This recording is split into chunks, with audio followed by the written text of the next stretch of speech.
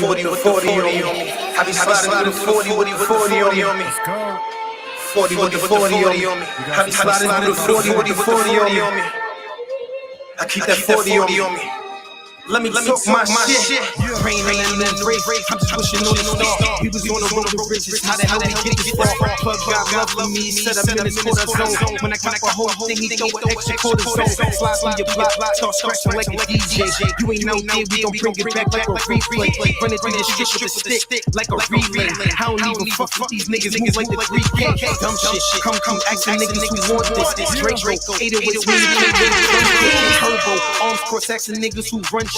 My man's got shot next to me, so I get numb quick. Mom's right side of the trap, but mom love this.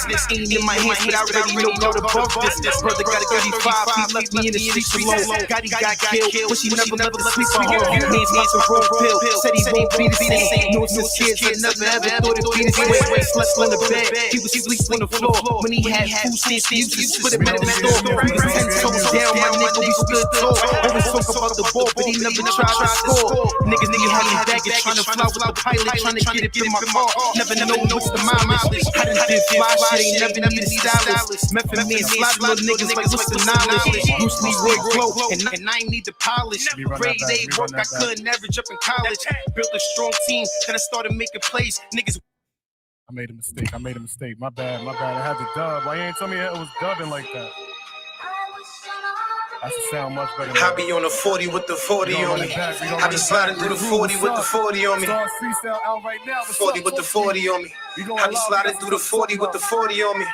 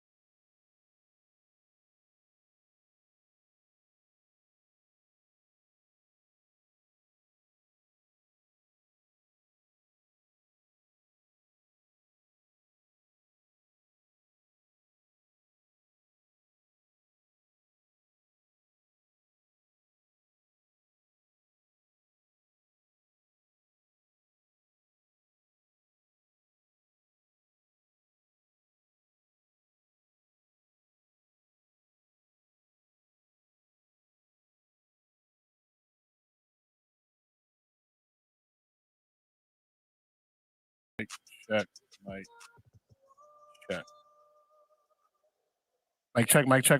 check. What's up, beautiful people? It's been a minute since I actually used StreamYard, since we actually used StreamYard. We going with a different look today. I'm solo dolo right now. Justin should be pulling up soon. Should be here probably in the next like 20, 30 minutes. But I just really wanted to chop it up with y'all. I love chopping it up with y'all. I got out of work early. I was like, you know what? I'm going straight to the studio so I can chop it up with y'all. And we got some things that we got to talk about. So Give me a couple minutes. I'm just sending out the link to some people so they could join the live.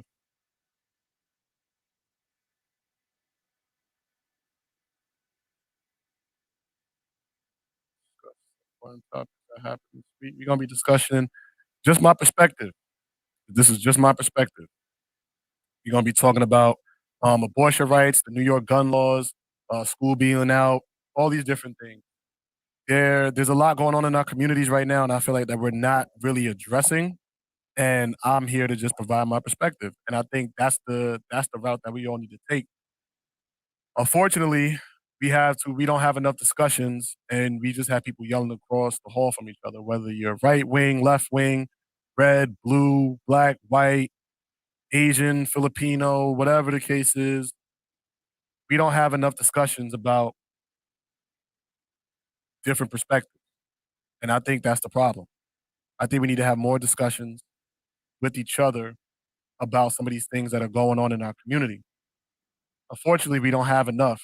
And due to that, we just have too much hate spreading in our community. We have too much hate in our hearts, too much hate in our neighborhoods, and too much hate on the planet, quite frankly. And I'm here to kind of change that to the best of my ability. No, let me stop that. I'm here changing it by allowing people to come on here and give their perspective. So, what I want this show to be about is the collision of different ideas while at the same time making a safe space for people to have their opinion. Unfortunately, I've had the experience of losing friends over my perspective. And I don't think that should be the case. I don't think anybody should lose friendships over a difference of perspective unless you're saying things to purposely hurt a person, or you're saying things to insult a person, or you're saying things to belittle a person. But fortunately, this is a space where anybody could come here and have an opinion. And that's basically what 40 Central is about. It's about sharing your opinion, it's about knowing that you're being heard, and it's about having impactful discourse with people that you disagree with. We have to stop banning people. I'm sorry, there was a fly. We have to stop banning people, shadow banning people for a perspective. We have to stop. We have to stop uh, people from feeling that they are going to be antagonized just because of the way they think. Even if you disagree, it's okay. It's called a difference in perspective. But far too often, we allow our community to influence us, to make us think that if we disagree or we go against the grain, that we're automatically bad people. And that's not true. Just because you have a difference of opinion does not mean you're a bad person. And that's why I want to address some of these controversial topics. Let's see where we can start. Uh, I know abortion rights just jumped off today, kind of crazy. I'm gonna look up what happened with Roe v. Wade. So I'm gonna go to the World Wide Web, Chrome tab. I'm gonna just open this one right now. But I'm gonna switch it. Let's see, Roe v. Wade decision. Well, first let's look up the old one before we get to today, so we can kind of get the historical perspective.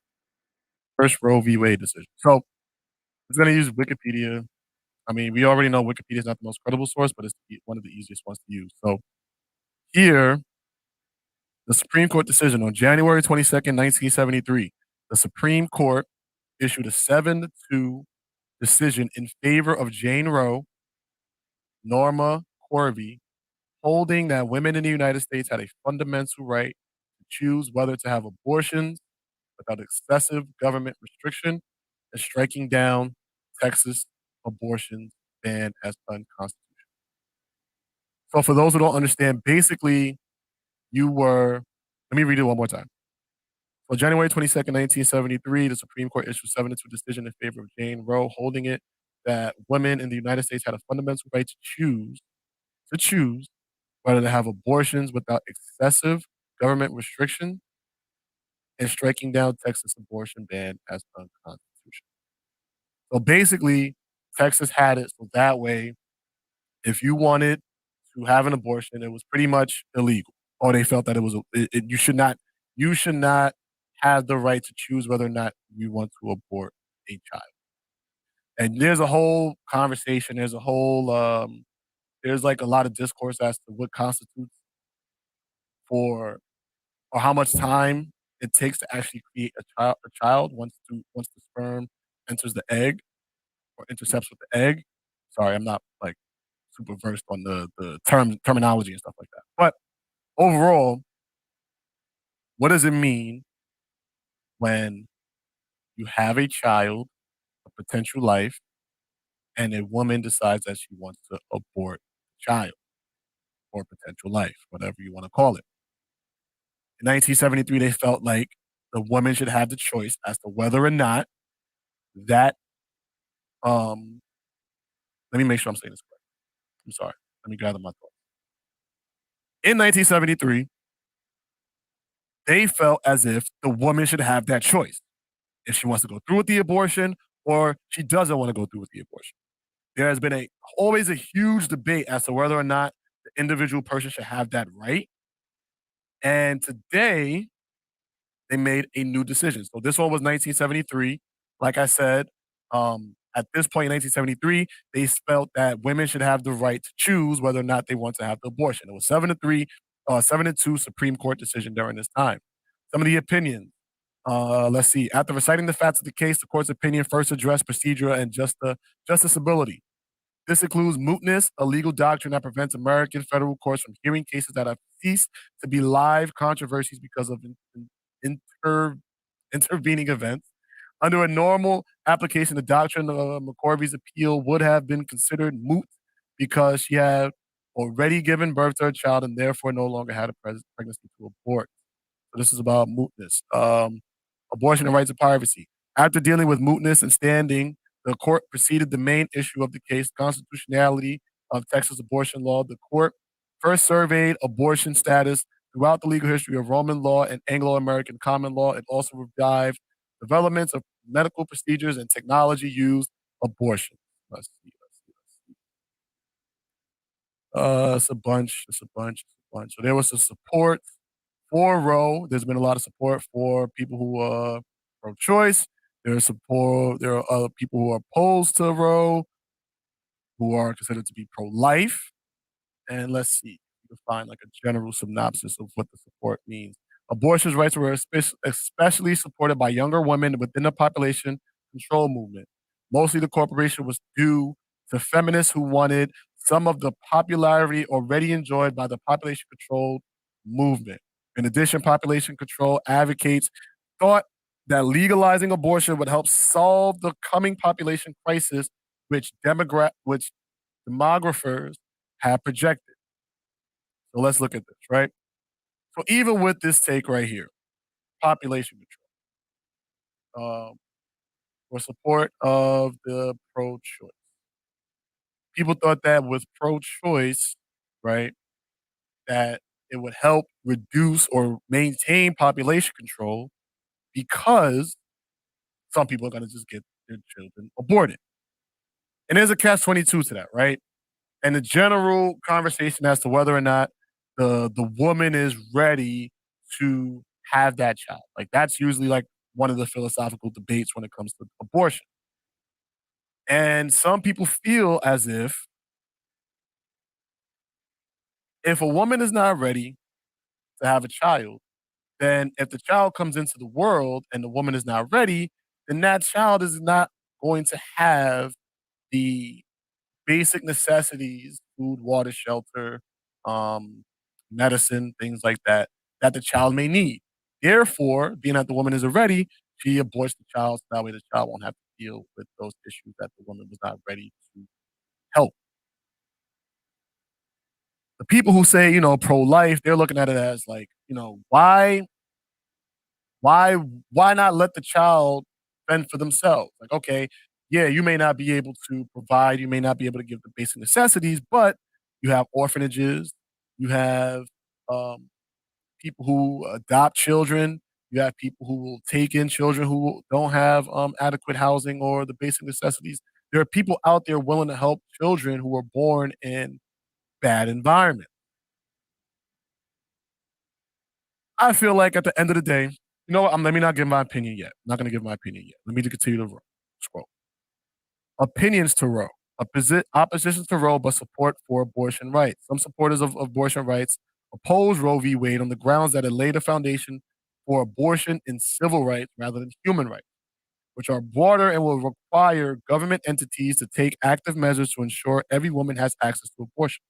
This particular position is indicated by the use of rhetoric concerning reproductive justice, which replaces earlier rhetoric centered around choice, such as the pro-choice label. The reproductive justice proponents contend that factors permitting choices are unequal, thus perpetuating oppression and serving to divide.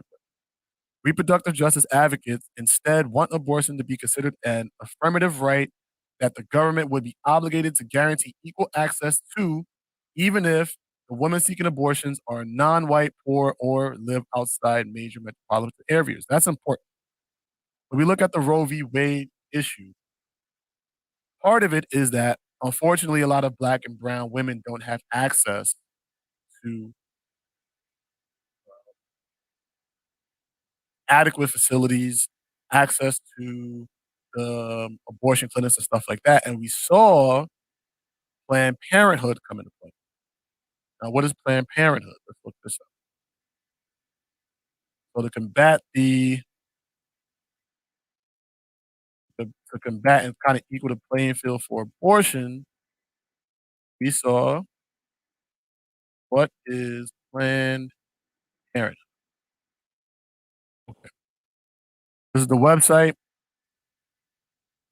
Planned Parenthood is a trusted healthcare provider, an informed educator, a passionate advocate, and a global partner helping similar organizations around the world. Planned Parenthood delivers vital reproductive health care, sex education, and information to millions of people worldwide. Yo, STF Chris, what's up? What's up? What's up? What's up? What's up? Well, here's the thing about Planned Parenthood, right? When it comes to Planned Parenthood, a lot of people feel like it's disproportionate the access to Planned Parenthood with um, higher income communities and lower income communities. What do I mean by that? So typically in lower communities, especially black and brown or communities of color, we'll see that we have a lot of Planned Parenthood as opposed to the medical facilities where they're able to help women who are going through the process of actually helping the child. What do I mean by that? It's easier to get an abortion in the lower income communities than it is to actually receive adequate child care. So the incentive, a lot of people feel like, this is not my opinion, this is just an incentive. People feel like the incentive is that you should get an abortion because it's the easier route.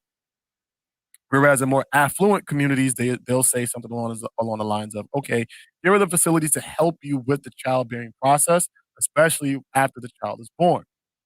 So people feel like the incentive in other communities is to have the child because we have the support here.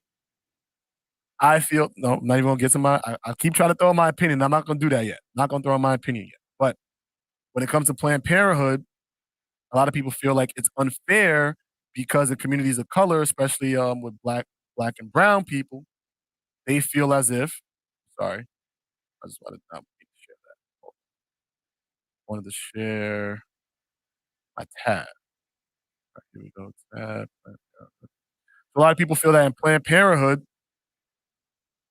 it just incentivizes a lot of black and brown women to just get abortions, and that's unfair. One of the things that we've seen with abortions is that being that we have a lot of them in black and brown communities, well, let's just say the black community, our population hasn't grown substantially over time. And you can kind of get that vibe if you're in the inner city. What do I mean by that? You know, in the inner city, when you were younger, there wasn't as many, the population of the Latino population wasn't as heavy back then in the 70s, 80s, and 90s as it is today. You feel the growth of their population in the inner city. At least I can say that in the Bronx and in Harlem, where I spent most of my times growing up in New York City. You feel the difference. You may not be able to see the numbers, but you feel the difference. So our population, at least in my opinion, I feel like has shrunken or has not grown as much as everybody else's. In the Bronx, it's heavily a Latino population, which is fine. Like I have no issue with that. But where are all of the black people going? Are we moving? Are we just not reproducing at the same rate? Like what has happened? Let's look at the New York City race population. New York City population by race. All right. In 2022, it doesn't have Latino. That's interesting. Black, African American, white, other race, and Asian is not what I'm looking for. Okay. So let's see. New York population demographics. How does it have Latino? That's weird. I want New York City. This is New York State. 20 million people. All right. Census.gov. Age, sex. All right. White, Hispanic, Black, American, Asian. Okay. Here we go. All right. So let's see. So let me share this with you. Wanted to make sure I had it up.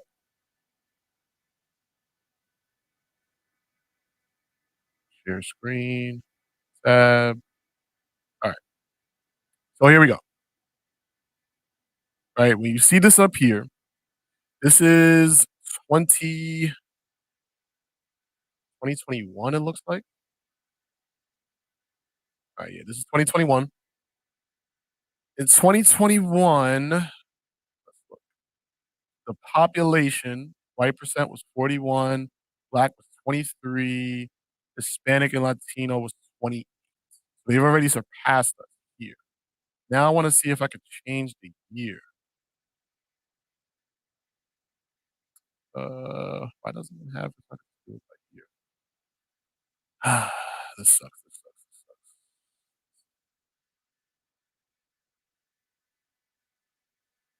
All right, yeah, I can't find it by year. Let's just look at my race. Let's look at 2000. Let's just do a 20 year, 20 year. All right. 2000. Uh, let's see. Let's see. Region. You would think these numbers would be easier to find. 2000 results, census, demographic. Let's look. The 19 years by race. Okay. So let's see. This is the year 2000. It doesn't have. Okay. So it says here. All right. This is the median age. Black was 32%. Hispanic was 29%. I don't know if this is correct. I don't. I don't know. Let's see. 23% right now. Hmm.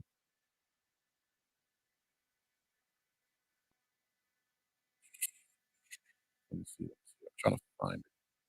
I just want to find one website that has all the information by year. All right, so population by year. Wikipedia. I'm not trying to use Wikipedia. All right. So I get this, but I want to see it. Table, clear, chart, dashboard. Trying to see. All right. This is not giving it to me by year. All right. So I'll look that up another time. But what I wanted to look up was the population difference between before in the early 2000s and today. I just want to see the 20-year gap. If anybody has that information, please, please, please, please, please. Let me I'm go live on Instagram too. So pull up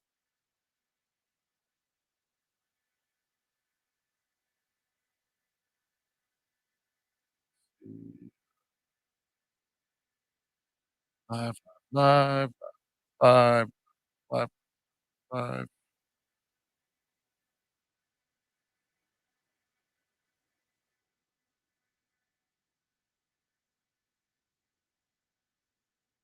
Right.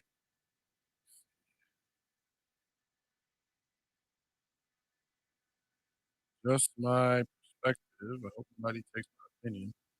I mean, I hope nobody takes my idea for the title.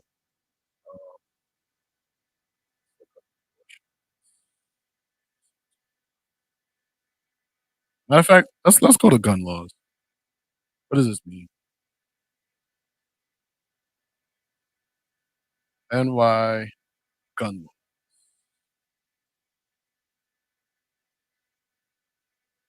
40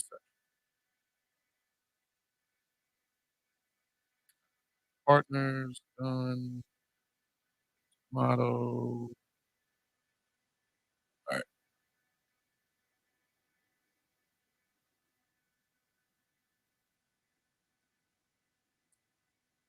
Do, do, do, do, do, do, do, do. Hmm. EU. Shout out to my boy T. Oh, what happened?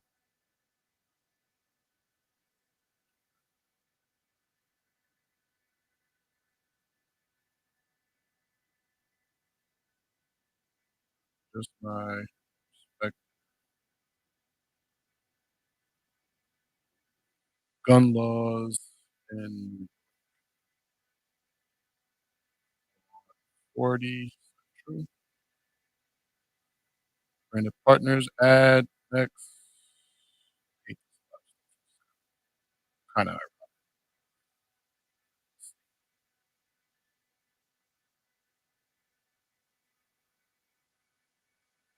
All right, we live? Oh, I'm not live. And this card. My bad, y'all. I'm just trying to be at two places at once. Okay. Live details.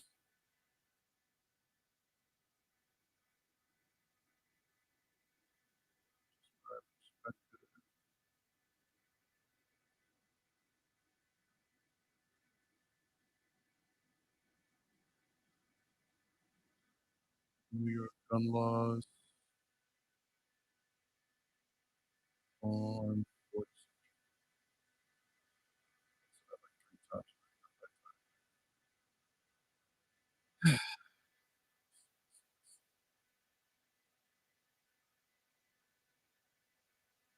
Yeah, that is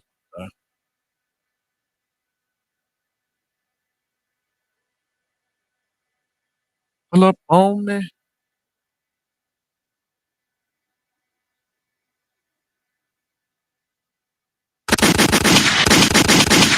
Ironic, we talking about gun laws, right? All right. Let's see, let's see, let's see, let's see, let's see. New York gun laws. All right. New York just passed a gun law basically saying that y'all can carry concealed weapons. Let's see what that means. So, Supreme Court strikes down New York gun law restricting concealed carry in major Second Amendment case. Supreme Court struck down the New York State law requiring applicants for a license. Yo, what's good, King? The Supreme Court struck down a New York State. Oh, damn. My battery about to die. What happened? Tuned in? I'm not tuned in. What happened? Don't tell me you just dropped something. Don't tell me you just dropped something I ain't even know. I'm supposed to get the exclusive. I'm supposed to get the exclusive, man. I'm low key disappointed if you drop something I ain't know. The court said the law violated the Second Amendment. That's interesting. The ruling is a major victory for gun rights advocates who had challenged New York's restrictive law, which makes it a crime to carry a concealed weapon without a firearm license. Top Democrats in New York condemned the decision and warned it will imperil public safety. I don't even know what that imperil means. You're gonna see. I'm disappointed. Yo, you know how I feel about that, man. I'm disappointed. Disappointed. I want to see what project you're talking about, and I need that exclusive interview. You playing, man. You playing. All right, let me see. I'm gonna put it up. I'm gonna share it on 40 Central so y'all can see it. So if you want 40 Central, you can see exactly what I'm reading. Take it, share screen. All right. So if you're looking on 40 Central right now, you see in the article that I'm reading.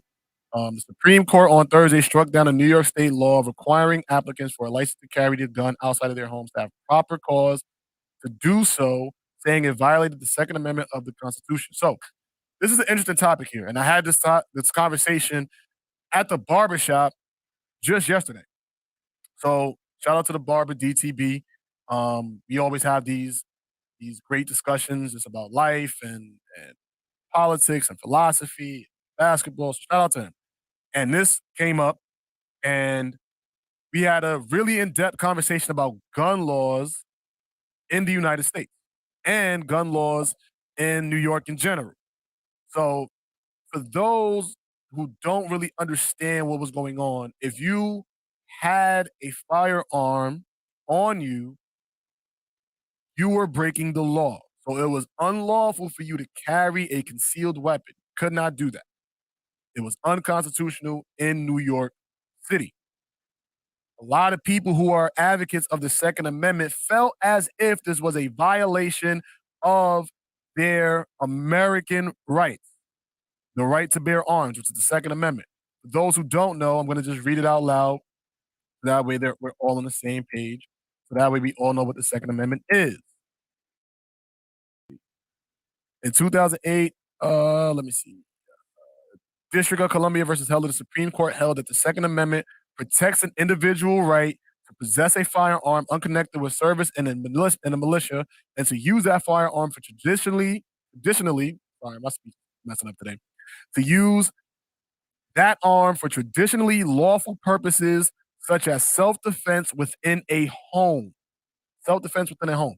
That law was passed way, way long ago, right? They just upheld it in 2008.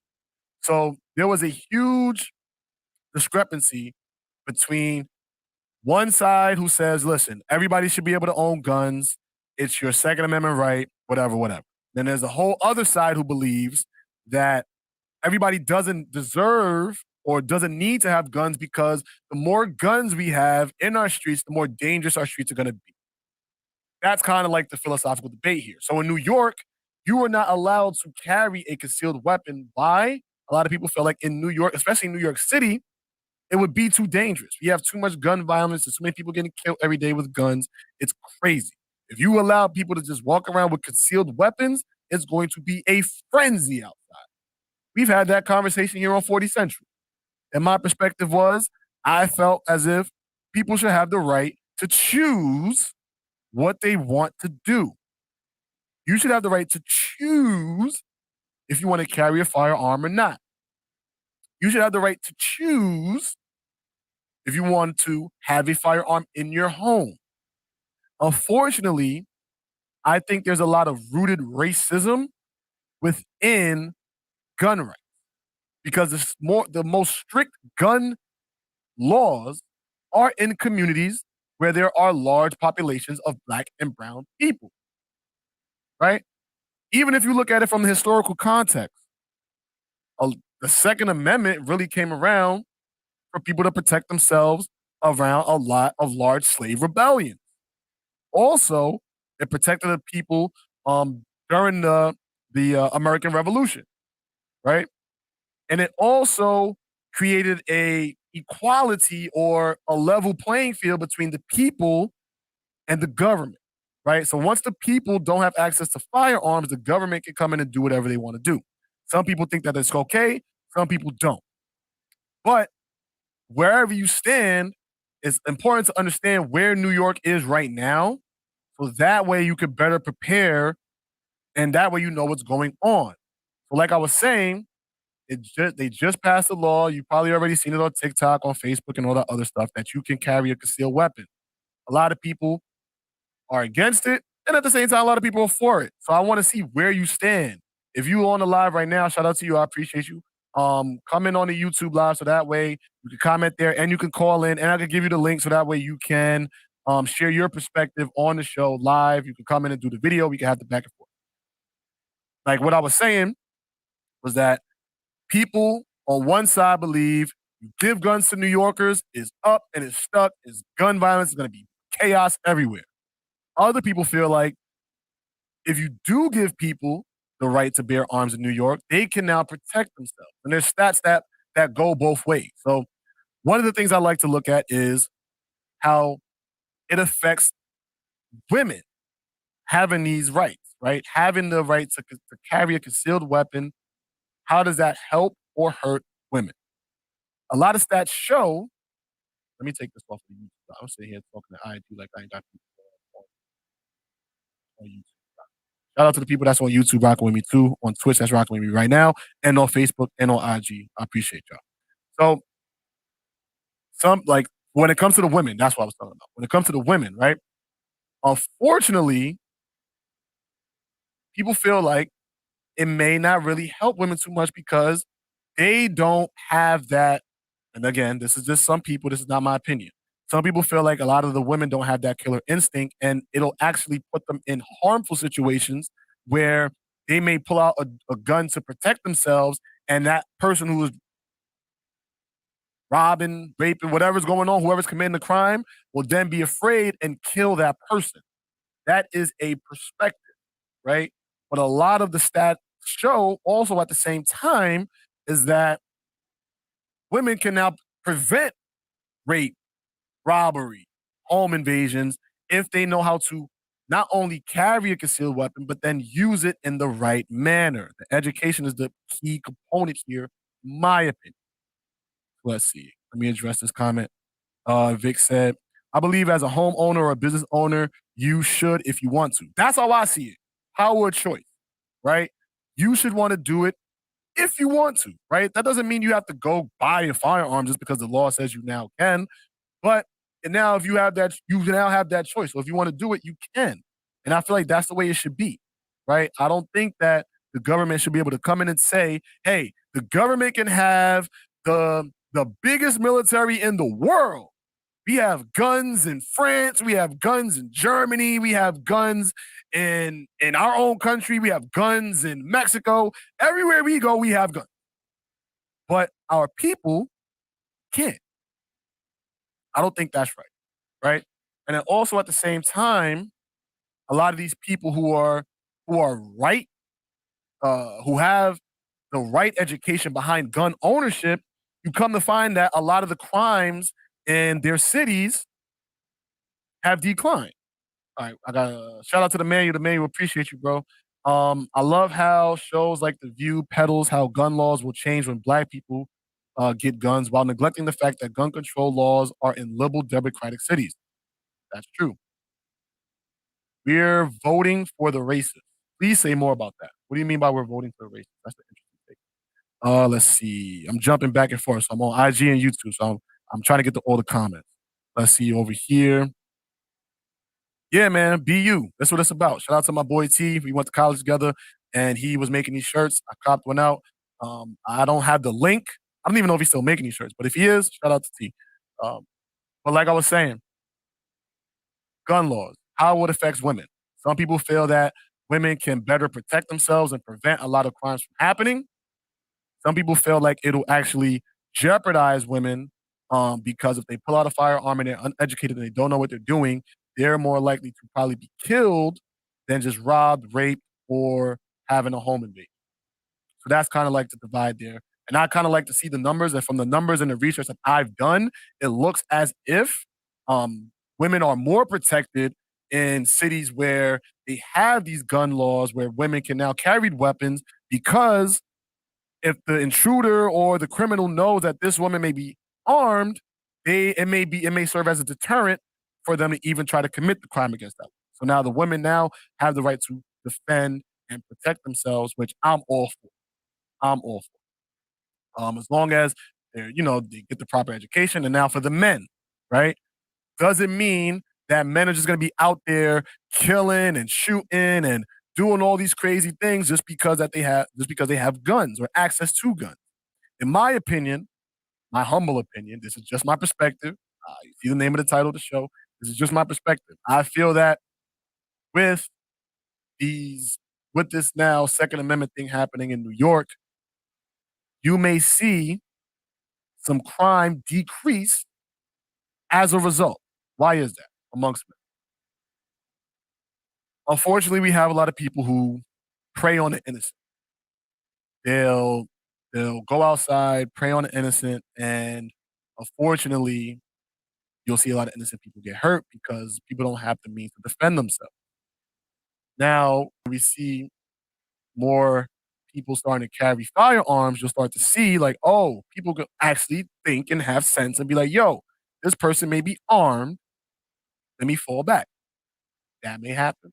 Or it could be, oh, let me still do what I was gonna do, but now I have to be more strategic with it. Because now if I go into a community and just start spraying, bullets may fly back. That could be a deterrent for people who are doing just reckless shooting. Let's see. If gun laws are racist and Democrats are pushing them, then we're voting for the racist. Hmm, that's an interesting take. I think that's a fair take too. If gun laws are racist and we're voting for the people who are putting stricter gun laws in office and we're putting in racist, that's an interesting take because I remember I was listening to Maj Toure. Shout out to Maj Toure, the founder of Black Guns Matter. I'm listening to Maj, and he's saying, but even when he was on our show, he talked about how Trump was really weak on the Second Amendment. I don't have the facts and stats to back that up. If you want to hear what he said, because he's way more well versed about guns and stuff like that. Clearly, the name of his group is called Black Guns Matter. He was saying Trump was weak on the Second Amendment. People did not hold him accountable to that. Now, does that mean that Trump is a racist? I don't know. I don't know. Depends on where you fall on. Sorry. Getting a phone call. Hello? Oh, spam, spam, spam, spam. Get out, get out, get out, get out. I hate when spam calls your phone and you don't even know. You're thinking it could be a serious call and it's not. All right, my battery's dying. I gotta hop off for the live on Instagram. My battery's dying. Join me on the YouTube, please, please, please, please. All right, let me get that out of here. Let's see, let's see, let's see, let's see. My bad, my bad. Trying to get the ID correct. So, what is going on? I hate iPhones, man. There's always something. Matter of fact, I'm lying. I actually like iPhones. So I Team iPhone. All right, let's see.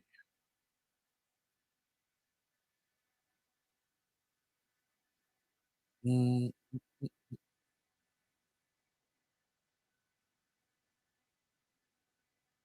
all right, just get my phone taken care of. It was like flashing and off, so I don't know if it was broken.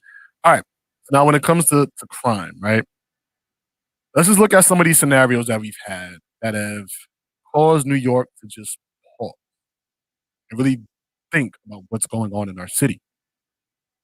Crime rates in New York have gone, unfortunately, have gone up since it's gotten warmer outside, and we see that all the time. Like, we see that in the inner cities. As soon as it gets hot outside, the crime goes up. We already know that's a thing.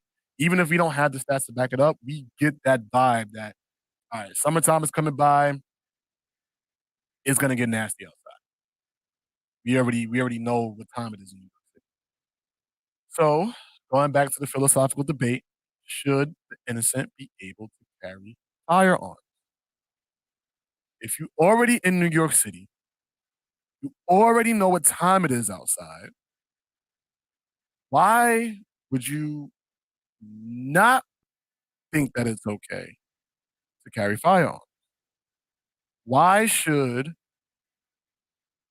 I don't even like to use the word criminal because criminal is based on the law that's actually going on, but people who are committing acts of violence with unlawful firearms, let's say that, committing the people who commit acts of violence with unlawful firearms, why should they be able to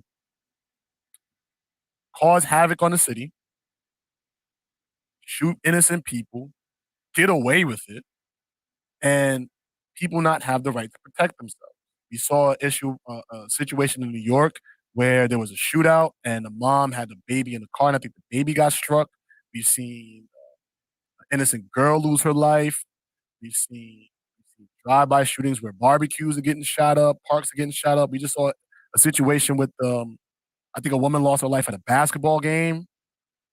So whether we want to believe it or not, there is a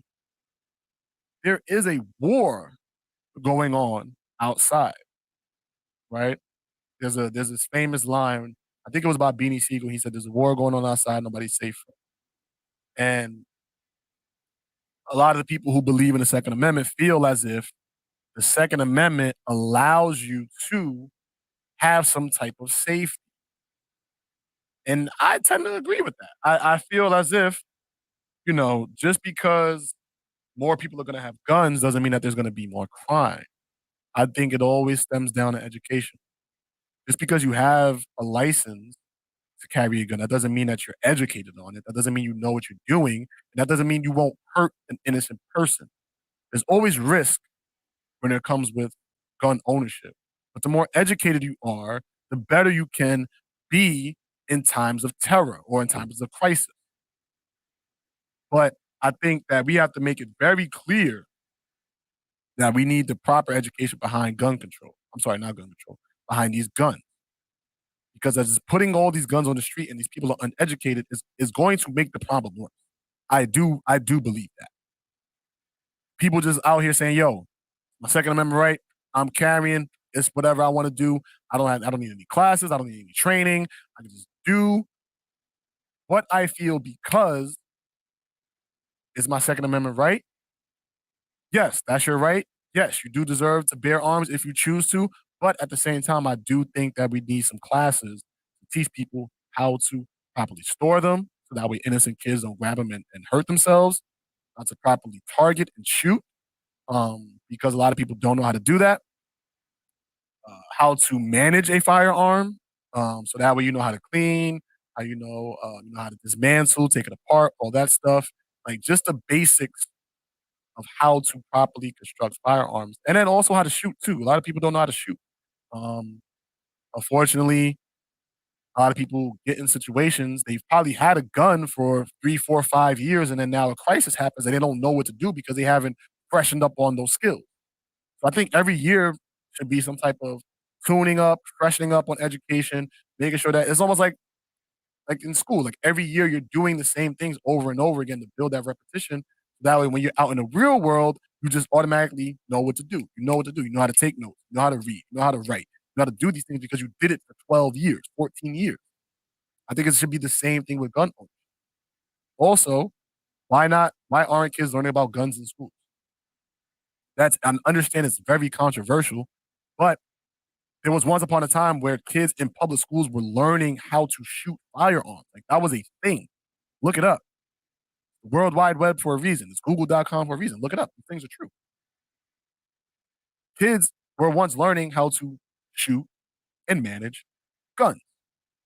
And we saw in these places, as we grew up, crime was lower than areas where kids were not learning how to shoot and manage guns. But I mean, I hate to have these conversations, but you have to have these conversations now with this whole mass shooting. Guns aren't as scary as people think as long as you have the proper training. Yes, 1,000% agree. I don't see an issue with it as an elective. Yes, 1,000% agree. If you want to learn, fine, don't. Simple as that. The freedom of choice. That's where I stand with it. I think people should have that freedom of choice to do so. And I feel the same thing when it even comes to when it comes to the whole abortion thing, right? I feel like if it's your body, what you want to do to it, you don't want the government involved in that choice, that's your choice. However you want to do it. But I can understand the other side of it where people say, well, what about the kid who didn't have a chance to fight for their life or give the kid a fair shake? I think it all depends on where you think life begins. Some people feel like it begins at the inception of the sperm and the egg. Some people don't. Wherever you fall on that, put in the comments where you fall on that. But for me, I feel like in the at the macro level, the right to choose whether or not you want to own a firearm, I stand on that. The right to choose what you want to do with your body, hey, that's how personally. I know some people don't, but it is what it is. And I think in New York City, we're going to see a shift. I don't know what the shift is going to look like. I'm a little fearful of the shift because I think that's an extreme turn, but I want to see how it affects our community. Does it make it better? Does it make it worse? Does it make it more hectic? Are kids scared to come outside? Are old women scared to come outside? Are men just actively just outside just being reckless with their firearms? Like, what's going to happen? What's going to be the aftermath? Does there need to be casualties before things get better? That was one argument where someone had on the pod where it's like, okay, people can carry guns. Yes, that's your choice. But does it start off bad before it gets good because people are going to start off getting reckless and then things will start to regulate themselves? I don't know. I feel the same way. My issue is most people outraged about this abortion issue are the same people who didn't have an issue with vaccine mandates. My body, my choice only when you agree. Yeah, I agree. Same thing with the vaccine. If you want to take the vaccine, go ahead. Who am I to say, hey, you have to do whatever, whatever? No, go ahead. Have your freedom of choice. Take the vaccine if you want to. Now, when you're telling me I got to inject something into my body, now we're just talking about the fundamental American rights where a lot of our things are the right to choose what we want to do within the confines of our body, within the confines of our property, whatever we want to do. But the more and more we allow the government to tell us what we have to do, the more and more rights we're going to lose over time. We saw that with guns, we saw that with abortion, we saw that with security. Like now we have like the government tapping into our phones and stuff like that because we just, hey, it's okay. Let the government just do what they want. They can invade our homes when they feel like it. But then with the breach of security, like so we see where things can go backwards the more and more we allow our rights to just be given up without a fight. And here's my last thing on gun control. I'm gonna just reiterate. I think it's power of choice. I think kids need to be well versed in firearms training, especially kids in the inner city, because we're around so many guns that even as kids, a lot of our kids are fearful for their family, their friends, and themselves because they don't know anything about it. So it's like, for example, if a kid finds a gun on the street, they don't know what to do with that. They don't. I don't even think these kids know to turn it into the police. They'll just leave it there out of fear, not even because they don't want to deal with it. They don't want to. It's just out of straight fear, and that fear stems from miseducation, and that miseducation stems from us not having access to that education, and us not having access to that education stems from the government not wanting us to know how to properly use fire. That's just my perspective. You could agree, you could disagree. That's on you. But I feel like once we get the education, things will change, and hopefully that it'll change for the better. People will now be able to feel a little bit more comfortable in the subway because there's no protection. I saw this interesting meme, and it said response time 10 seconds if you have a firearm. Response time if you call 911 20 to 60 minutes. 20 to 60 minutes.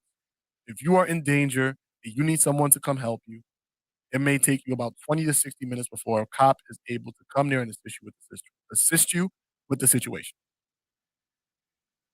20 to 60 minutes. That doesn't sound crazy to you? That an NYPD officer would take 20 to 60 minutes to get to you if you have an emergency. Not a problem. We're not talking about a problem like your issue that you drop something in the sewer, you need help. No, we're talking about an emergency. 20 to 60 minutes to help you with an emergency. That's suitable to you? That's okay? This is what our tax-paying dollars are going for? And that's no knock on the NYPD because I know a lot of them put their lives on the forefront to protect our citizens. So this is not a shot at the NYPD. I'm not saying that at all. What I am saying is that their resources are very limited too. There's a lot of things they just can't do because they don't have the resources to help in the way that a lot of them would really want to. A lot of them would want the response time to be 5 to 10 minutes. A lot of them would want to be able to help there to prevent a crime before it happens, but because they're so spread thin and because their resources are so limited, they can't do or protect the city the way that they really would love to. I know a lot of them would love to be able to be there to stop these innocent people from getting hurt. They would love to do that. Some of them would take a bullet for some of these, especially the children. These officers would take bullets for these kids, but they can't because they're spread so thin. So it's like if we can't do it, at least allow the people to do it for themselves. Allow the people to have that chance to fight for their lives. My gosh, I just don't understand it, man. I just don't understand it. But that's my take on the whole guns thing. Um, what else I had here? Abortion rights, gun laws. School is out. This is the most dangerous time of the year, in my opinion, is the summer. And that's not because of the gun laws per se, but the reason why I get fearful of the guns, I mean, I'm slipping over my own words. The reason why I get fearful during the summer is because this is where kids have the most idle time. And idle time is one of the most dangerous things you can give to a teenager because they don't know what to do with idle time. This is the time where they engage in drugs and activities that are harmful to them. Some of them may start disobeying their parents because they want to be with their friends, which is rightfully completely understandable because you're a teenage kid. This is a time where they're not reading, they're not writing, they're not doing any math, they're not communicating, they're not expressing their feelings. And I understand it because they want freedom. I get it. I was a teenager once before, but with with um, with idle time, kids just find things to do that aren't typically productive. I'm sorry. Let me see. I feel like people leave their bodies all around. People will leave people's bodies alone all around. Yeah, that may happen. That was about other gun control. Yeah, that could definitely happen. I wouldn't be surprised. But damn, what was I just saying? Idle time. Yeah, so when it comes to the idle time, I don't think that it's going to be. It's never good for teenagers. It's never good. So if they don't have like summer school or a sports camp or something camp, something to do, a lot of them just turn to a life of just streets or just being outside, chilling on the block, where nothing positive for them there. And it gets scary to me, and I always get sad around this time because I want to be there for a lot of our kids, and I want to do things for them to help them stay out of the hood, help them stay out of the streets, give them something to do, and I feel as if sometimes, we don't have enough for them. So one of the things that I'm gonna be doing this summer is working at summer schools. I'm gonna be working at summer school this year to help the kids who want to do basketball. They'll have a space for them to play and to hoop and just have fun with their peers. It's for the rising ninth graders, so this is their first time at the school. So it'll be for the new kids who are going to join us next year. And I feel great. I feel great because it's helping keep kids off the streets. But we need more.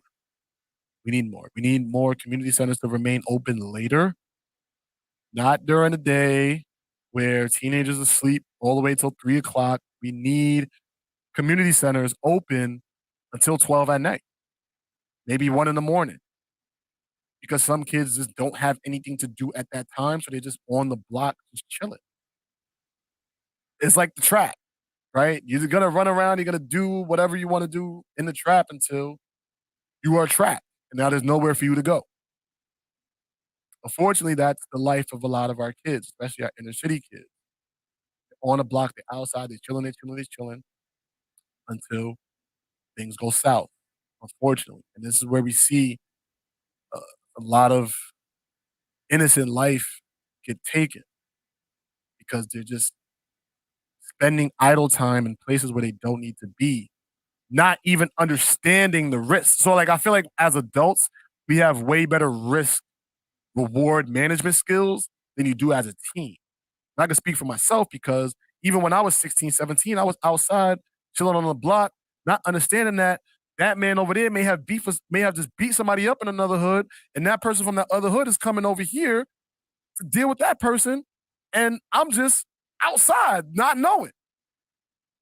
The risk that you're putting just being outside just for the sake of being outside is not calculated enough. But what they do understand is, yo, I just want to have a good time. I just want to be with my friends. I just want to hang out. I just want to chill. Let's just give them that space. There's not enough spaces for them to do that. A lot of our community centers, they close at 8 o'clock, 9 o'clock. That's when fun starts. That's when outside starts. 9 o'clock, the sun go down. I'm outside. I'm on the block. It's lit. Everybody's outside. It's the summertime. We chilling. You a teenager, you out, you on the train, you trying to get phone numbers, you trying to do whatever you can do to have fun. But when you have too much idle time, it's nothing productive comes from that. And even if you're not outside, you in the house is doing nothing. Not working out, you're not staying healthy, not eating healthy, not drinking healthy. It's like we saw what idle time did with these kids in 2020, and now all we're talking about is the mental health issues that they have and how they fell behind in math, reading, and writing, and how they need to go to summer school now for the next 3, 4, 5 years just to catch up to where they're supposed to be from the losses that incurred during COVID. But we do this every summer. Our teens have nothing to do. They resort to the life of just being outside. Even I don't want to say good kids because I don't believe the whole good kid bad kid thing. But even our kids who do the best in school get caught in these bad situations because they're just outside. They don't have anything. They don't know where to push this energy, and we have to change that as a community. We have to change that. And if you have time on Monday, I'm gonna be talking with the. Uh, let me get his name. I know on Instagram his name is Soto for New York. I just want to make sure I get his first name correct. Soto. Soto 4 NY. So Soto, the number 4 NY. His name is Jonathan Soto. He's running for assemblyman. He's a public school parent running for New York State Assembly, organizer for whole communities and safe streets. So this is going to be an interesting conversation because we're gonna interview him on Monday here on 40 Central. Him and his team decided that they want to come on, and we're gonna have a really productive conversation on what kids can do to stay out of the street because it's not like it's even because it's a combination of the kids who just choose the street life and that's their decision and they can do whatever they want to do with that. And then there's the kids that just don't know. Don't know. These are kids that have no idea about what they're doing with their idle time. They don't know what they're going to do with their summer. They're going to sit in the house, put on 20 pounds, get extremely unhealthy, and then go back to school and have to work all of that off. Or they're going to be outside just doing nothing productive.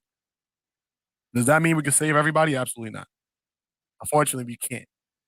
We can't. And that should be what we're fighting for. Let's aim high to save every kid. But unfortunately, we can't because that's just not the way the world works. Let's see. Hold on, let me just give me like 4 minutes. Give me like 4 minutes. I'll be right back. See if I can add the timer.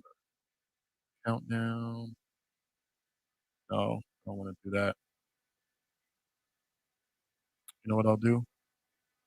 But right back. Right back. Put this up here.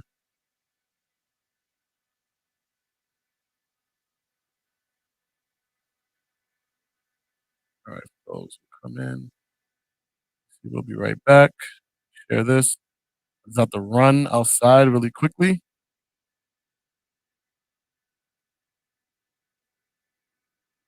we're gonna come back and have some conversation.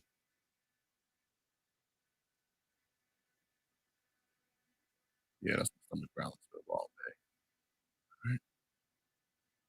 Be right back.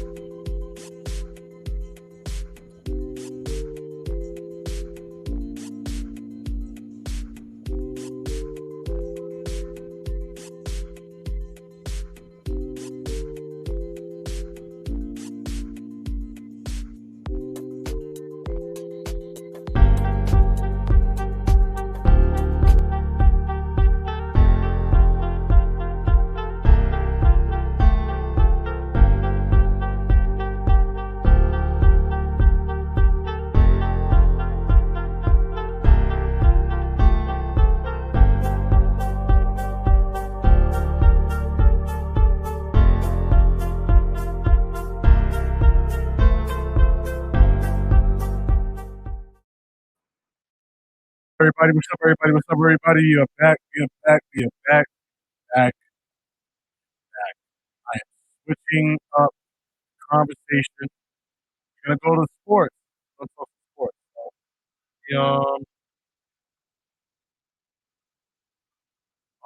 let me get sports on here.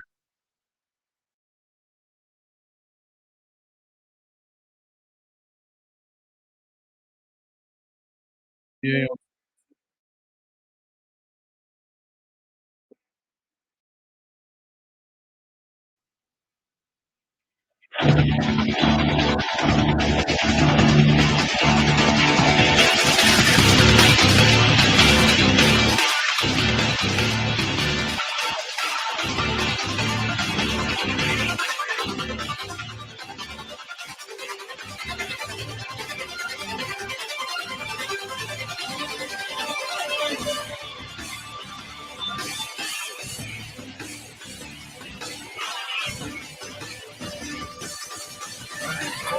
Caller.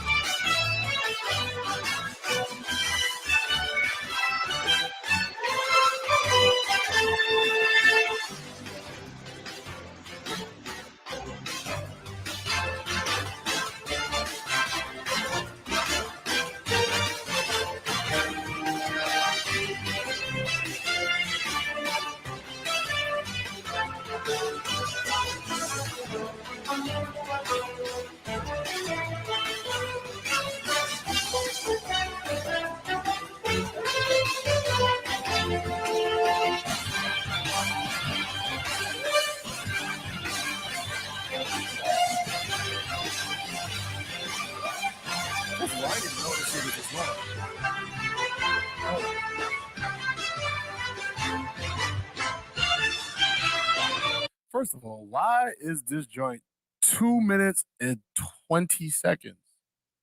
I had no idea. Because on TV, they only play it for like maybe 10 seconds. But might as well finish it. We already a minute and 35 in. Ooh, that's some stuff to talk about. We got stuff to talk about. Let's get it. Let's get it. Let's get it.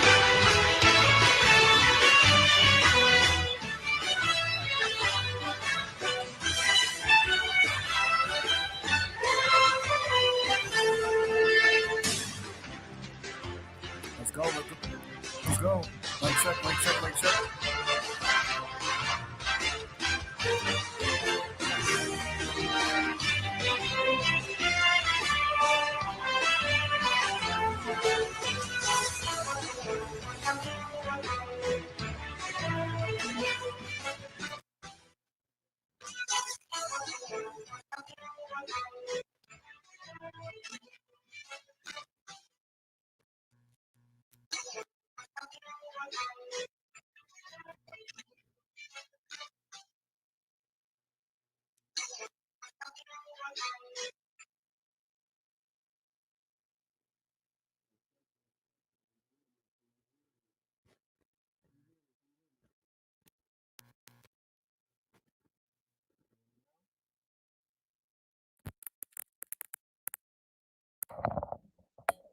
My bad. Can you hear me now? Can you hear me now? Mic check. Mic check. Mic check. Mic check. Mic check. Mic check.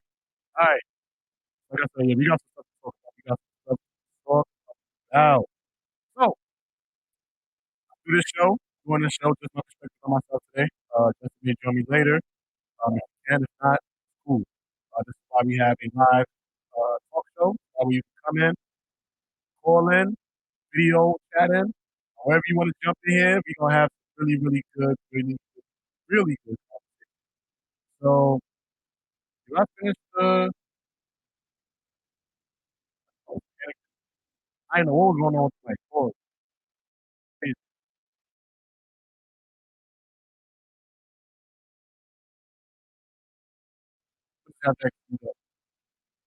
Well, yeah. So let's see what we got. We got one of these topics down here. Where do we want to start? Where do we want to start? Let's start with Kyrie Irving. Kyrie Irving, raised, born in Brooklyn. Um, he was born in the Bronx, whatever. Born in New York, from the tri-state area. Shout out to Kyrie, leader in the community, advocate for the people, advocate for the kids. He's donated hundreds of thousands of dollars to charity, created basketball courts, stood up against the vaccine mandates, put his career on the line, risked it all. I got a heavy respect for Kyrie. I feel like he got a really bad rap ever since the Cleveland LeBron run. A lot of people have been giving him Kyrie a lot of slack, like for the wrong reason. Kyrie's somebody who's been at the forefront of what he believes since I've seen him in the spot out to the NBA. He hasn't backed down from any type of debate or anything that has challenged the status quo of thinking.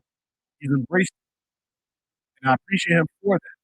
Somebody coming from a situation like he came from speaks about his upbringing in the South Bronx, that influence that it had on him. I appreciate him talking about that because he doesn't have to. And I just wanted to start. Always leaving love, always leaving love. But we're here now, and it's off season, and rumblings have circled that Kyrie Irving may be going to. There's a lot of debate about that, right? Should Kyrie leave the Nets? What should the Nets do? Does Kyrie Irving deserve a next deal? Um, I'm gonna tackle this from Kyrie's perspective. I'm gonna try to tackle it from what I think Kyrie should do. Tackle this from what I think the Nets should do, and I'm gonna tackle this from what I'm seeing on the World Wide Web.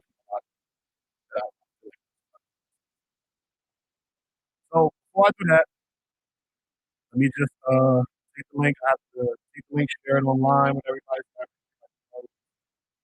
On.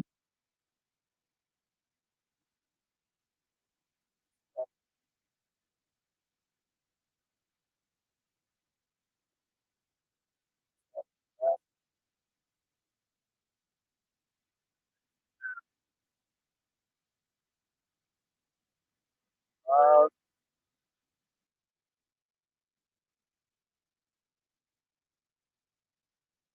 shout out to the people that pulled up earlier. Appreciate it. We can do a quick ID.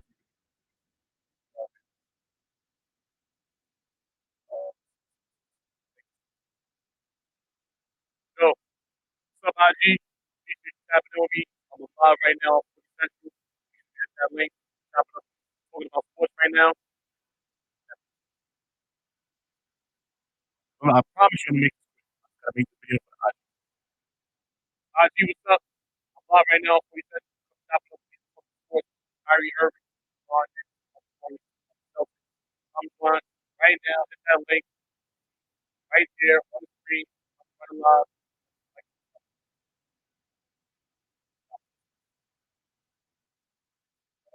Link there. It's the hardest part about podcasts.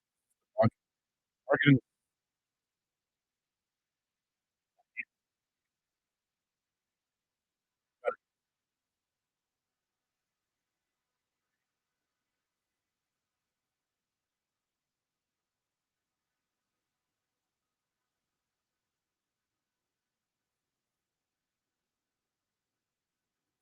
there.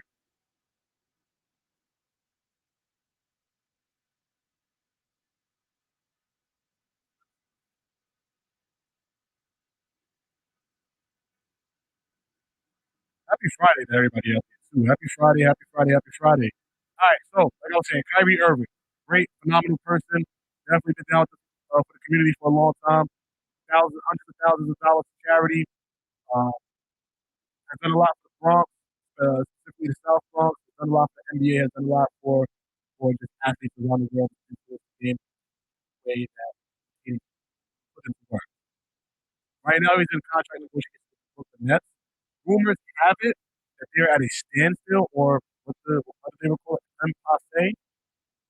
They're not seeing eye to eye right now. So a lot of people believe that Kyrie Irving will be leaving the New York or the Brooklyn Nets, however you want to call it. A lot of people believe it.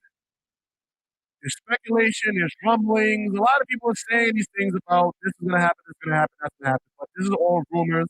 Kyrie has not come out and said what he plans on doing. The Nets have not come out and said what they plan on doing. So I hate we have these moments in the NBA because there's nothing to talk about. So we're gonna make something to talk about. That's what the media does. But we take these opportunities and just shove words in these players. We shove words into the organizations where they have not really spoken too much for themselves in terms of making a definitive decision. And we try to make these definitive decisions for the organization and the players, and I don't think that's fair. Kyrie has not said what he wants to do. Kyrie has not said what he will do with the Nets. They're at an impasse or they're at a standstill. Which means contract negotiations are still in the air. So technically, as of right now, Kyrie Irving could very well sign a 5-year deal with the Brooklyn Nets if they offer. Kyrie can very well sign a 2-year deal with the Nets if they offer. We don't know. But what I'm seeing right now on the World Wide Web, a lot of my peers that talk about the game and claim that they know about the game and whose opinions I respect, we're going off these speculations where we don't know. And we see this every year with so many different situations where we take these situations that we don't know about and we just say what it is. And I don't think that's right. We did that with LeBron in this decision. We did that with Melo when he was in his contract negotiations with the New York Knicks, and Melo's going to do this or the Knicks are going to do that. I don't think that's fair, and I think we should stop doing this. It's okay to analyze from what they say, right?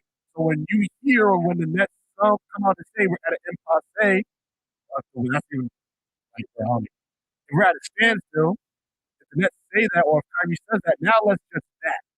Let's not continue to just go off of Kyrie's going to do this. I think Kyrie's going to do that. So if you're going to say I think that's fine, or I heard this, I heard that, I heard this, I heard that. Like you don't even know what's a credible source anymore. You don't even know what's credible anymore. So now going off these rumors, you're just leading the people to a place of nothing because we don't know the truth, especially these organizations and verifying what these rumors are about. Now, that's my spiel. I even. Now I want to get into what I think both parties should do. Kyrie Irving is an extremely intelligent human being. He knows his value to basketball. He knows his value to the Nets. He knows his value to the NBA. And he knows his value to himself, which is pivotal in these situations because a lot of people don't know their own value. And when it comes to Kyrie Irving, from my understanding, from what I've heard, from the reports that I've read, and from what I've seen through Kyrie Irving throughout the years, is that he's going to stand on his value. He's going to stand on his manhood. He's going to stand on his principles. And he won't let outside entities influence his opinion. And that is commendable, that's admirable, and that's respectable. And I think because of those, Kyrie Irving is going to make the best decision for him and his family. He's not going to make the best decision for what the fans want. He's not going to make a decision for what the league wants. He's not going to make a decision for what the Nets want. He's going to make a decision that is best for him and the people that he loves that will be impacted by it. That's first and foremost. If I'm Kyrie Irving, or if I'm representing Kyrie Irving, we are negotiating for a 5-year max deal. That is what Kyrie Irving is worth. A 5-year max deal. Not no 3-year, not no 2-year, not no 5 with some contingency. He is a 5-year max player. People who pay money to go see Kyrie Irving. He is that much of a superstar. He's that much. Kyrie Irving is somebody who we'll all We'll go to the Rucker right now. Pack out the house. We'll go to Top of the Hill. Pack out the house. Any court where Kyrie Irving is playing, we're going to pack out the house. That is max money. And I'm hearing these reporters go online and talk about, hey, Kyrie Irving don't deserve the max because of what he did in the past. I don't know if Kyrie Irving's dependable. I don't know if he's going to miss games. It don't matter. It don't. Not that it doesn't matter in terms of whether or not he plays. That matters. I get that. What he did in the past doesn't mean that's what he's going to do for the next 5 years. He just went head to head with the league with this whole COVID battle, vaccine stuff. He just went toe to toe with the NBA, with New York, went toe to toe with. He just wants to play basketball, the sport that he loves. You mean to tell me somebody who deserves that money shouldn't be offered that? Just because he missed some games in the past? Okay, if you want to put health, that's a valid conversation. Because there's been times where he's been unhealthy. But you take that risk with any superstar that you sign. Any superstar that you sign is going to come with the health. Lebron, AD, Steph, Kyrie, Luka, all these superstars are going to start dealing with health issues. Luka has missed games, Kawhi has missed games, Bron has missed games, Kyrie has missed games, Steph has missed games. Luka has missed games. Giannis has missed games. Like, everybody missed a game. That's a part of it. Now, if you want to say Kyrie Irving may miss a substantial amount of games, that's debatable. But we don't know. Let's just look up some of his stuff. Kyrie Irving. All right. So Kyrie Irving, right? All right. First year played 51 games, second year played 59. He came in the league with injuries. Then he got up to 71, 75, 16, 63, 72, 60 in Boston, 67 in Boston, 20, yeah, 20 his first year in Brooklyn, 54 in 2020, and then last year, and last year was a combination of, I believe, it was injuries. I'm not even, it might have been injuries and the COVID thing. I don't know how many of those games he did injured. Now, knowing that, does that mean that the Nets shouldn't give him the deal? No. You give him the deal because you're not going to get anything better. If you truly believe Kevin Durant and Kyrie Irving can win you a championship, pay him that max money, Kevin Durant happy, and give Kyrie what he deserves. We're not talking about your average NBA player, or we're not talking about your average basketball player, period. We're talking about Kyrie Irving, a man that can average 25 in his sleep, 30 in the playoffs, feels like. This is what we, this is what we talking about. Let's look at some of these things. Minutes, we're on the discussion. I want to look at the playoffs. Totals per game. He's not the playoffs. That's crazy. Gotta do better. They about play playoffs. All right,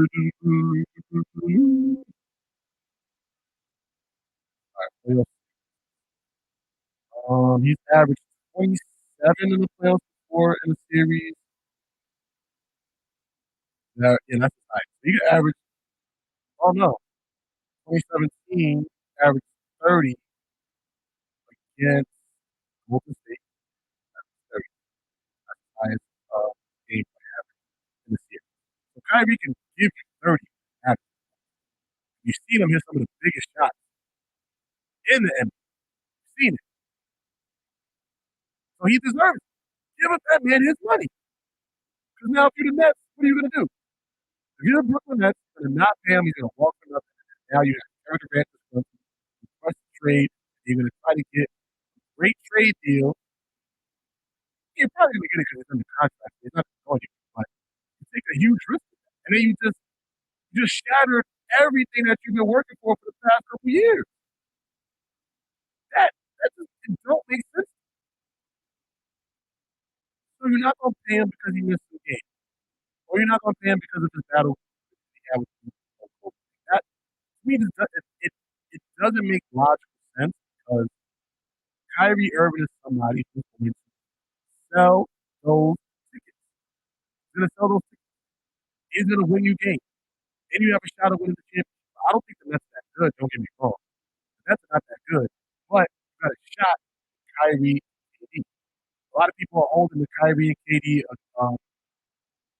Celtics series against them. I'm not, only because that series, one, Kyrie was fast. It was over. But that's not an excuse. Number two, he just didn't have time to gel with the team. Remember, because of the COVID restrictions, he couldn't play any home games. So that interrupts and disrupts chemistry between you and your other players.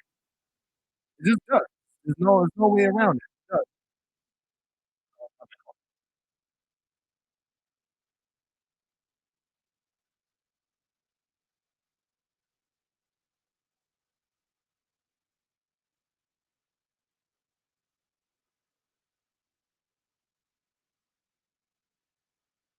Let me what do you know me?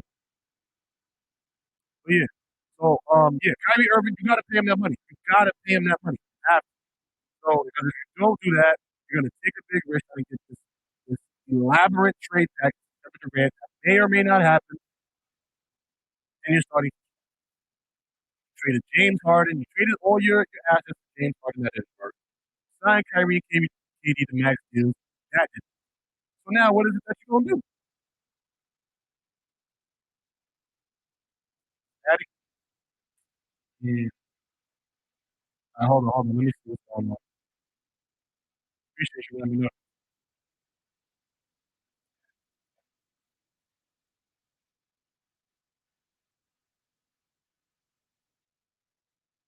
Yeah. Uh, mic check, mic check.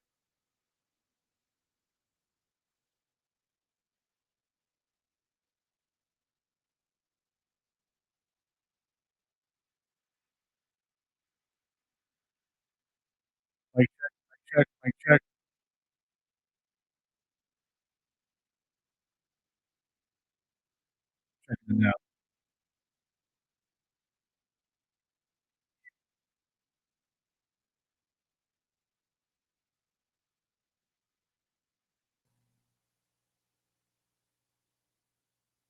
Check.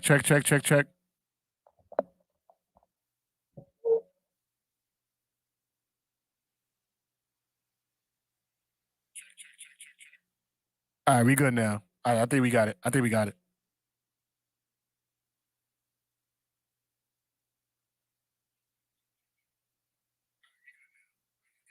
All right, yeah, here we go. Shout out to Trig. Appreciate you.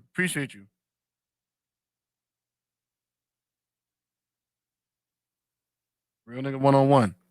If your man breath stinks, you should tell him. That's how that works. If your man's breath stinks, you should tell him. Don't let that man sit there with stinky breath. But like I was saying, my bad, you couldn't hear me earlier, which is fucking crazy. I don't know why the mic was doing that. But yes, pay Kyrie because you traded for James Harden. You traded all your role plays for James Harden. That didn't work out. You signed KD and Kyrie to max deals. That didn't work out. You traded for Ben Simmons. That hasn't worked out yet. So at the same time, why not pay Kyrie and just ride this out into the sunset? You got KD locked in for the next 2-3 years. You got Ben Simmons. Why not just sign Kyrie and make life easier and work with the big three that you already have instead of potentially blowing up your team because you don't want to you don't want to pay Kyrie because of health or because of his fight with COVID? That don't make no sense. That makes no sense. If you got an opinion, call in. You call in. You can call in 646-493-6814. You can call in live and let me know how you feel about Kyrie Irving, 646-493-6814. Call in live right now. We can have this debate. But like I was saying, you got to pay Kyrie Irving because it doesn't make any sense to not pay him because of the health. He's had healthy seasons. He's also has shown that when he is on the court, he's going to be electrifying. And if he walks, somebody's going to pay him the max dollars. So you might as well give him the max deal. Give him the 5 years. He's earned it. He deserves it. He's a max-worthy player. And then you have at least a chance to win a championship with KD and Kyrie for the next 3 to 5 years. But you let Kyrie walk, especially for nothing, you basically just blow up your whole team. So if I'm the Nets, it would behoove me. I like that word, behoove. It would behoove me to pay Kyrie Irving. So I'm going to offer the 5-year max. And then I'm going to put the ball in his court and see what he wants to do with it. Put the ball in his court. Let's see. Kyrie, do you really want to be the max player? You really want to be one of the faces of our franchise? Yo, here's 5 years, max dollars. We believe in you. We trust you. We want you here. Let's do it. Let's finish what we started. It's been 3 years and the Brooklyn Nets have not been out the second round. 3 years, they haven't been out the second round. 3 years. Is that all Kyrie's fault? Absolutely not. The first year, Kyrie Irving didn't play. The first year, Kevin Durant didn't play. He was injured. The second year, you had the COVID issues. Then now this past year, even with the COVID issues and all that other stuff, they still almost beat Giannis. They almost went to the Eastern Conference Finals. And who knows? They probably could have beat the Heat, and who knows what goes on from there. But they didn't. They lost. And we got to see what Kyrie and the KD can look like together with a pretty much healthy season. So, and in the third year, what happened the third? Oh, my God. I just lost my train of thought. First year, Kevin Durant didn't play. Second year, semis. Oh, third year, they trade for James Harden. So now it's like you've had 3 different teams in 3 years, and now you think Steve Nash is supposed to figure this out? Not even the best of coaches could figure this out. It's been a circus in Brooklyn. But now you have a chance to create some stability by locking in Kyrie for 5 years. You got KD for the next 3. You got Ben Simmons. Let's look up Ben Simmons' contract. Ben Simmons contract. This is why I love the World Wide Web, because you could just look up some stuff right now. He signed in. So you got Ben Simmons for like the next, 2019, 20, 21, 22. Yeah, you got Ben Simmons for another 2 years. Run it back. See what you could do with this squad. I don't think Kyrie's gonna leave. Let's see. He was in shambles when Russia hit Ukraine. Yeah, that's true. Ball is second. What you mean by that? What you mean ball is second? Shout out to Trig too, who let me know about the technical difficulties. I appreciate that. People couldn't even hear me. I'm sitting here talking, sound like a goddamn robot, and nobody's here telling me. Scumbags. But like I was saying, shout out to Trig for letting me know about the technical difficulties. Like I said, back to Kyrie Irving. If I'm Kyrie, at this point in your career, you 30, 31 years old, because you're around the same age, so you're like 30, 31 years old. You're at the point of your career now where it's like, do you really want to win a championship, or do you want to just continue to get the bag? Because you got to make that decision. You have to decide whether or not you just want to continue to get the bag or make a run for an NBA championship. And if you do want to make a run at an NBA championship, there's a few teams out there that could use your services, i.e. LeBron James. Rumors have it. Speculation has it. NBA media has it. That Kyrie Irving may want to reunite with LeBron James. What does this mean? If that does happen, only if that does happen, Kyrie Irving may very well be rejoining with LeBron James. And what would that mean for the NBA? If Kyrie Irving were to rejoin with LeBron James, it could work out. I think they could make a run. I think they'll be top 3 duo in the NBA. I think Kyrie Irving will remind people what they could have been had they stood together. Had Kyrie not wanted to leave LeBron for issues that he has mentioned on the I Am Athlete podcast, wasn't even that big of a deal. It was more of his internal things that he had going on, which made him want to leave the Cavaliers, or which made him want to exile himself from the rest of the roster when he was with LeBron. It wasn't just an issue that he had with LeBron. It was just an internal conflict that he had with himself that created a distance or a rift between him and all the other players. He felt like he was by himself. Make sure you watch the I'm Athlete podcast with Kyrie Irving. You'll hear the explanation. It's really interesting if you into the basketball stuff, especially if you're into like the back channel conversations and the things that go on off the court. It's a really, really good interview. And it made me wonder, like, damn, it was all on Kyrie. LeBron ain't do nothing wrong. It was all on Kyrie, but now he has a chance to amend that. So if I'm Kyrie, my priority is to get the bag. Get the right offer from the Nets. Don't accept anything less than a 5-year max, because that's what you are worth to the Brooklyn Nets.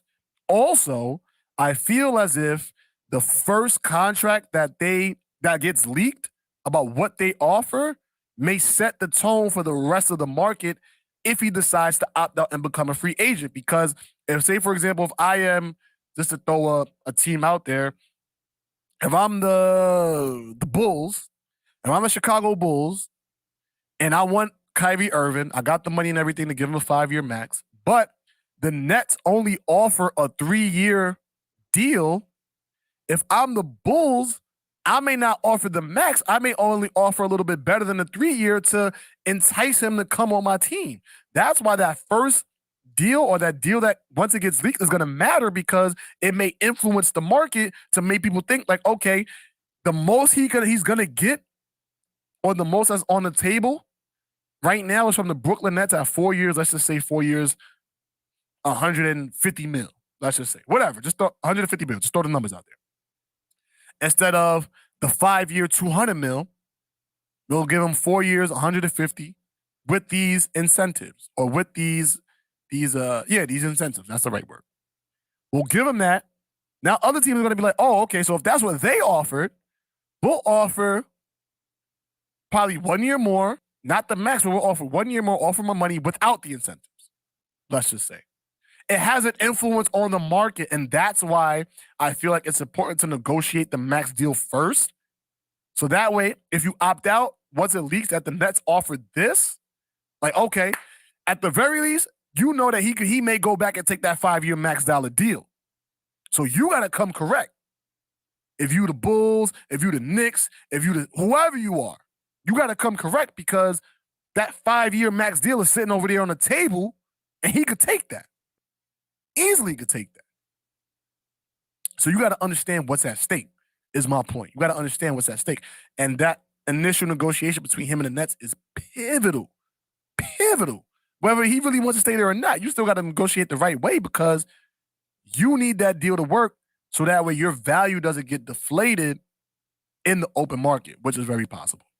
So if I'm the Kyrie, my first step, negotiate that max deal to the best of your ability. That's step number 1. Step number 2, choose whether you're going to opt in and opt out. If you can opt in and negotiate, and they'll negotiate a sign and trade for you, that's another route. You could do that, and then hopefully they'll trade you to the team you want. If I'm the Nets and I do a sign and trade, I am not trading you where you want to go. I am trading you for the best deal possible. Because if I'm trading you, that means I'm potentially blowing up my roster, because KD's going to want to leave next. And then that leaves us with a Ben Simmons and a 2-year deal and a bunch of role players and picks. So now we got to decide how we're going to trade Durant, and are we now going to build around Ben Simmons? That conversation starts with how this Kyrie Irving situation is handled. And if this is mishandled the wrong way, this can destroy the Nets for the next 15 years. So this is a very big deal. Very big deal. And I think people are taking it lightly. So Kyrie, get your money, bro. Get your money, bro. You earned it. You deserve it. I'm sorry. You earned it. You deserve it. Get your money. You deserve the max. Don't settle for anything less. If they offer you less, or they offer you that, maybe not be too far off the max, consider it. I think that you need to get your money, bro. You've earned it. Appreciate you. All right. Let's throw some transition music. We're going to get off Kyrie. Where is the YouTube? Oh, here we go.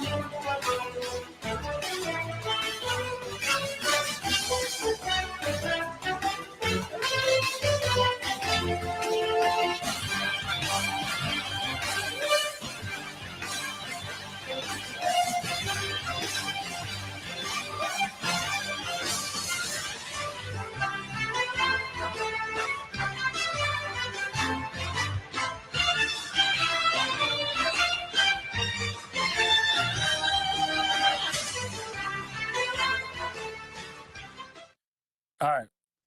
So next topic, let's see what we have down here. Will the Warriors repeat? First of all, shout out to the Golden State Warriors for winning the championship. Let's give them a round of applause. Let's give them a round of applause. Let's see. Give the Warriors a round of applause. Y'all won the championship. Y'all champions, baby. Y'all did it. Y'all did it. As hurtful and distasteful it was to watch, I had to watch it. I'm a Boston Celtics fan. Been a Celtics fan since 08. KG. Anything is possible. This is where I come from.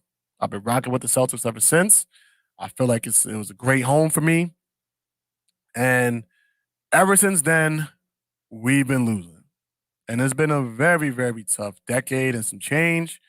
Watching the Celtics year after year lose, and lose again. With that being said, I'm happy with what I'm seeing from the Celtics. I had a mid-season meltdown, probably about halfway through the season, mid-season meltdown, and I gave up. I didn't see the turnaround. I'm just admit it here live to you all. I did not see the turnaround. I did not think that the Celtics were going to come back the way they did. I just didn't see it. I thought that we were down in the toilet. I thought the season was over. I thought we didn't have a chance. That's just what I thought. And seeing the Boston Celtics come back and rally the way that they did gave me hope that we can do it. This is the roster that can win a championship. And, I'm not even going to talk about the Warriors. I'm talking about the Celtics. Where do we go from here? The Celtics, right now, their roster consists of, let's just go through their roster from this season.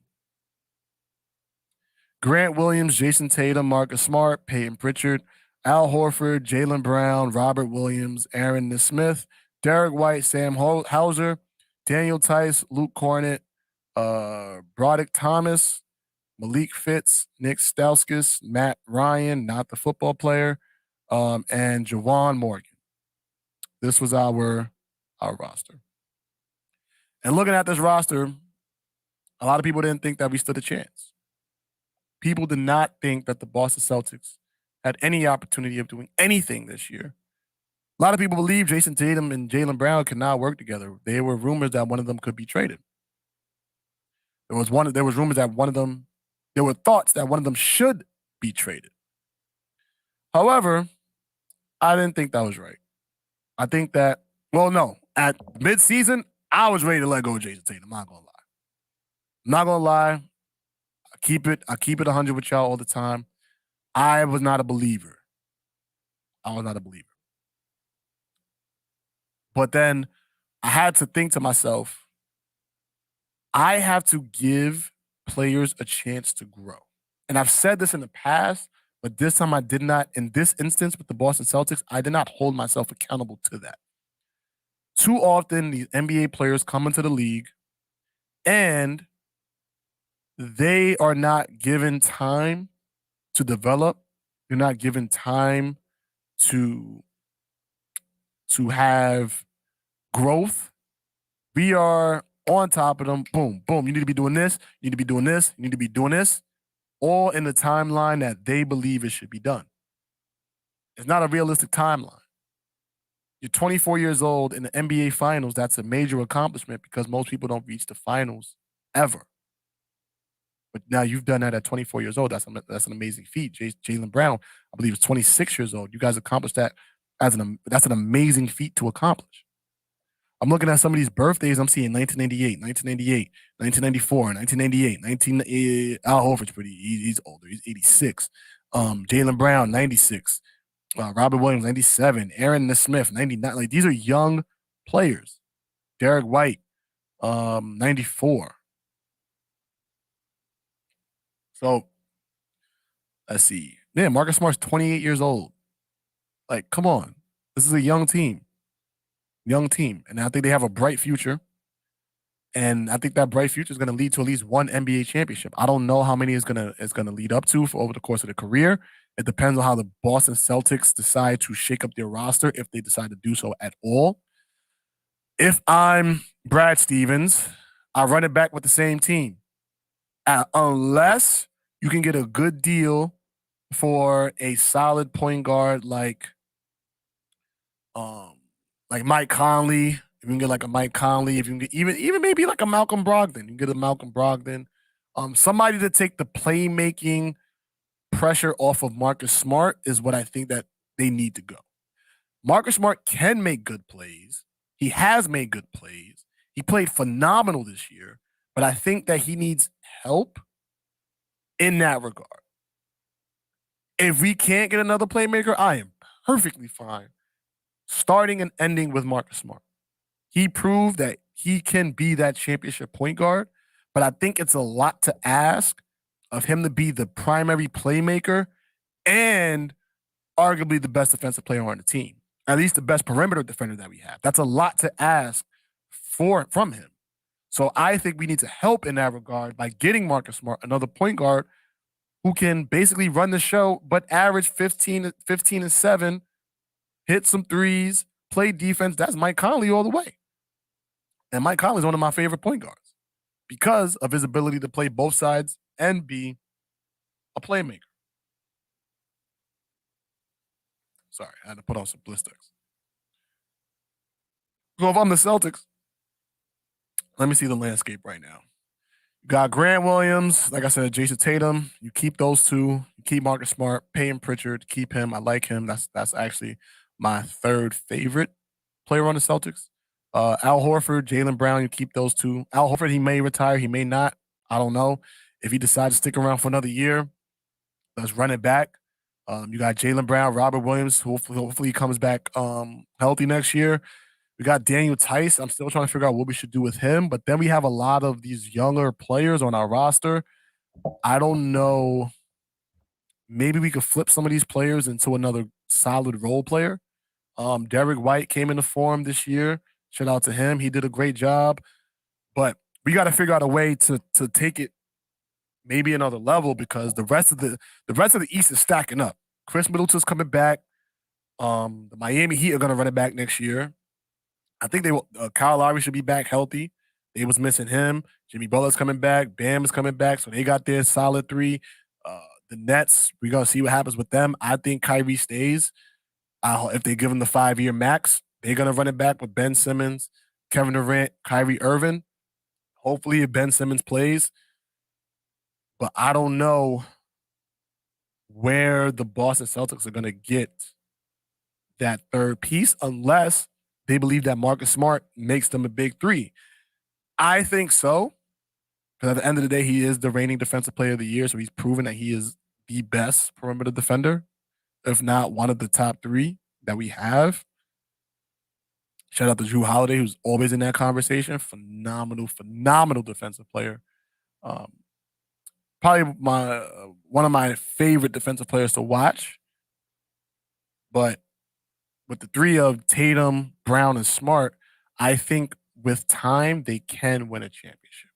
And they will win a championship. They were 2 games away after having a terrible start to the season, which in and of itself, for the Celtics, their playoffs started in January because every game that they were playing was damn near must-win situations. They couldn't afford losses. And they rose to that occasion, but unfortunately, you ran into the Golden State Warriors, and that run came to an end that we did not want. But it also gave a spark to a new beginning. The Boston Celtics has what it takes. And I think from here, they run it back. They run it back with the same team unless they get a deal that they can't refuse. But I don't think we need to lose. I don't want to lose any of our role players. I don't want to lose Derek Wright. I don't want to lose Grant Williams. I don't want to lose Al Horford. I don't want to lose our role players. I think our role players are really good. We just have to brace ourselves for what it takes to win a championship.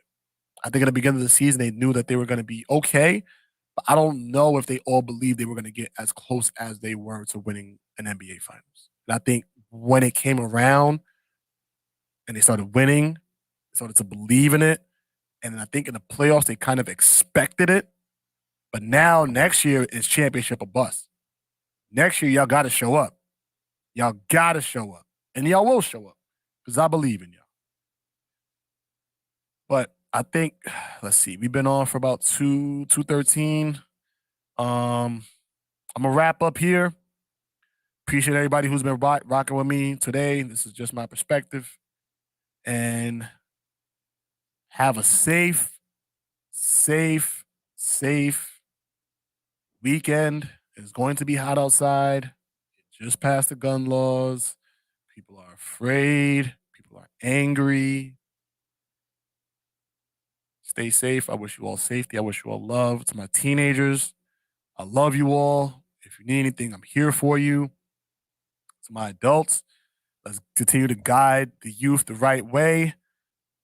To the elders, I love you all. Thank you for paving the way for us to now be the adults and the leaders of this generation. Thank you for your contributions. Happy birthday to my mom. Happy birthday, Mom. Oh, let me give you a round of applause. I didn't even give you a round of applause for your birthday. Happy birthday. It's your birthday. Happy birthday to my mom. Thank you for giving me life. And thank you for being an amazing mom, giving me everything that I needed. Never left me to want anything that I ever wanted. You made sure I had.